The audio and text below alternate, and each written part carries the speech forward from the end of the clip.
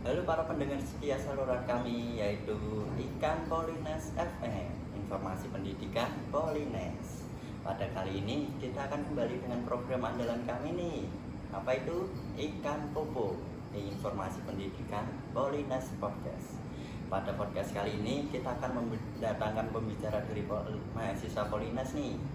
Kata-katanya sih dari HME ya. Nah, sebelum makin jauh, enaknya kita panggil aja nih pembicara pada kali ini. Silakan Mas, bisa masuk Mas. Halo. Nah, ini dia pembicara kami. Bisa memperkenalkan diri Mas? Oke, kenalin aku Hendrik, mahasiswa Polines semester 3 dari jurusan Teknik Elektro, program studi Teknik Telekomunikasi. Ya. Wah, ternyata juga dari prodi yang sama nih, dari prodi Teknik Telekomunikasi.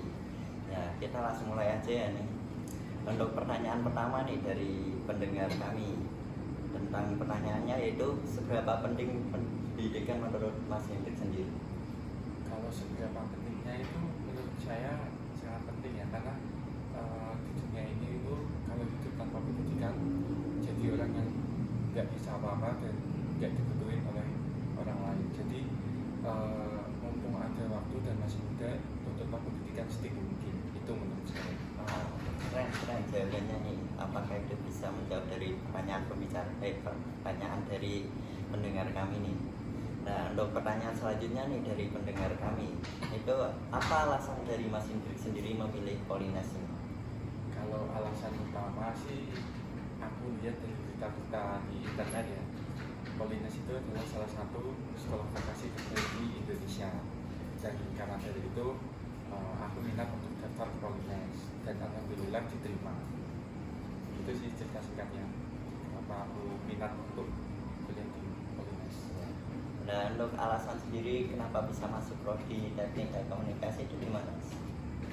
Kalau alasan masuk Teknik Telekomunikasi itu karena aku tuh suka tentang web sama tentang jaringan. Jadi menurut aku yang udah aku baca informasi dari internet, keinginanku itu merujuk pada prodi yang aku jalani saat ini, yaitu Teknik Telekomunikasi. Oh, ternyata itu ya alasan dari pembicaraan kami kenapa bisa memilih Polines sendiri. Untuk selanjutnya pertanyaan dari pendengar kami, yaitu apa tantangan terbesar dalam pendidikan di Indonesia saat ini? Kalau dari yang aku lihat ya, tantangan terbesar pendidikan di Indonesia itu tentang kesenjangan kualitas pendidikan antar wilayah. Jadi kemarin aku tuh sempat ngobrol sama mahasiswa afirmasi yang dari Papua. Itu dia prodi LP angkatan tahun ini. Aku tanya nih, kenapa dia bisa sampai Polines dan apa hambatan dia waktu pertama kali ke Polines. Dia bilangnya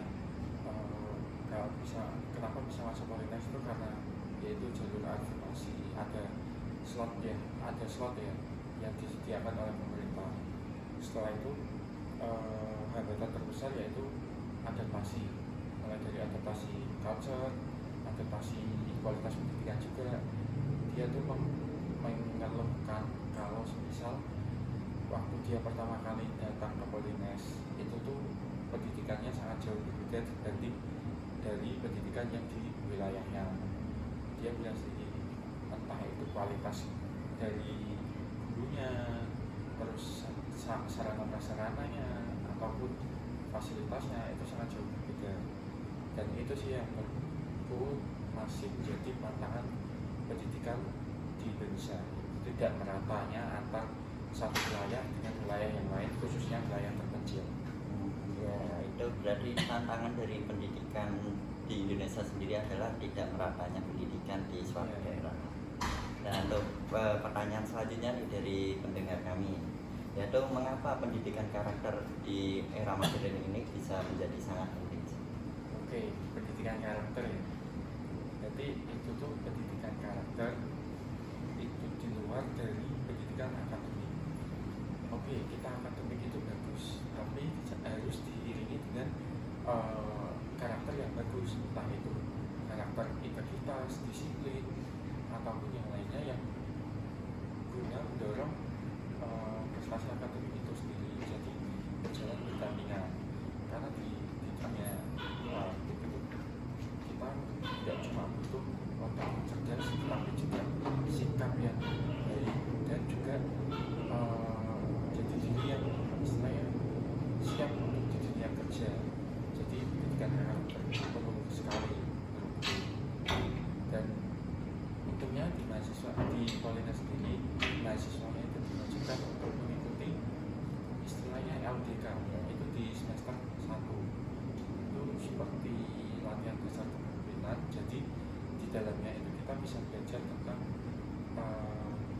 sikap-sikap yang perlu kita latih lah untuk di dunia kerja nantinya. Dan gak hanya itu, di Polines sendiri, khususnya di jurusan aku ya, itu kita juga latihan untuk pengabdian masyarakat, seperti yang telah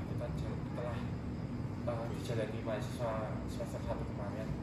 Itu pengabdian masyarakat di desa Wirosari, dan itu juga sebagai istilahnya apa ya, merealisasikan tridharma perguruan tinggi yang ketiga, yaitu pengabdian masyarakat. Jadi pendidikan karakter itu perlu sekali untuk di era modern ini. Untuk menurut Masnya sendiri, apakah pendidikan karakter di generasi muda saat ini apakah udah baik atau kurang baik gitu?